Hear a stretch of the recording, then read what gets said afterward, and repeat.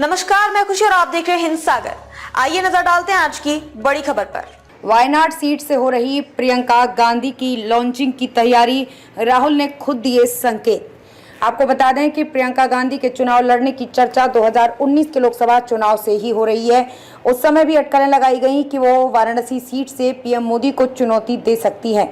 लोकसभा चुनाव में कांग्रेस नेता राहुल गांधी ने उत्तर प्रदेश की रायबरेली के साथ साथ केरल की वायनाड सीट पर जीत हासिल की है। अब उन्हें एक सीट पर इस्तीफा देना होगा क्योंकि वो एक साथ दोनों ही सीटों के सांसद नहीं रह सकते हैं। राहुल किस सीट से इस्तीफा देंगे, इसको लेकर अटकलें लगाई जा रही हैं। इसके साथ ही प्रियंका गांधी वाड्रा के संसदीय पारी शुरुआत होने को लेकर भी कयासों का बाजार गर्म है। सूत्रों के हवाले से कहा गया कि अगर राहुल गांधी वायनाड सीट से इस्तीफा देते हैं तो वहां से प्रियंका गांधी वाड्रा को कांग्रेस अपना उम्मीदवार बना सकती है। राहुल गांधी ने बीते मंगलवार को ये कहकर अपनी बहन के चुनाव मैदान में उतरने की बात को हवा दे दी कि अगर उनकी बहन वाराणसी से चुनाव लड़ रही होती तो प्रधानमंत्री नरेंद्र मोदी 2-3 लाख वोटों से चुनाव हार जाते। आपको बता दें कि प्रियंका गांधी के चुनाव लड़ने की चर्चा 2019 के लोकसभा चुनाव से ही हो रही है।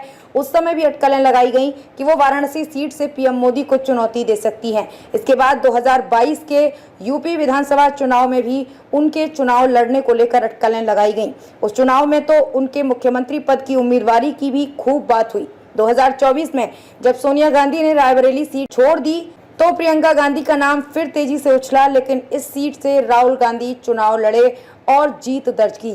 ऐसी खबरें आ रही थी कि प्रियंका गांधी रायबरेली से चुनाव लड़ेंगी और उनके भाई भाजपा की स्मृति ईरानी से अमेठी को वापस जीतने के लिए लड़ेंगे।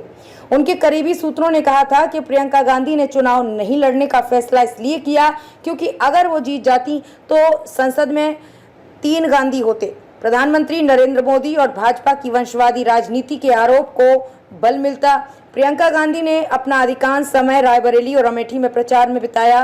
दोनों ही सीटों पर उनकी पार्टी ने बड़े अंतर से जीत हासिल की। जब लोकसभा के नतीजे आए तो समाजवादी पार्टी कांग्रेस गठबंधन ने उत्तर प्रदेश की 80 सीटों में से 43 सीटें जीतकर भाजपा और चुनाव विश्लेषकों को चौंका दिया। रिजल्ट के बाद राहुल गांधी ने यूपी के लोगों का आभार जताते हुए अपनी बहन की भूमिका की भी प्रशंसा की थी। खबरों में अब तक के लिए बस इतना ही। फिर होगी आपसे मुलाकात ऐसी एक और बड़ी खबर के साथ। तब तक के लिए नमस्कार और देखते रहिए हिंद सागर। ऐसे ही लेटेस्ट अपडेट्स के लिए हमारे चैनल को सब्सक्राइब करें और तुरंत नोटिफिकेशन पाने के लिए बेल आइकन प्रेस करना ना भूलें। और यदि आप हमें फेसबुक के माध्यम से देख रहे हैं तो हमारे चैनल को फॉलो जरूर करें।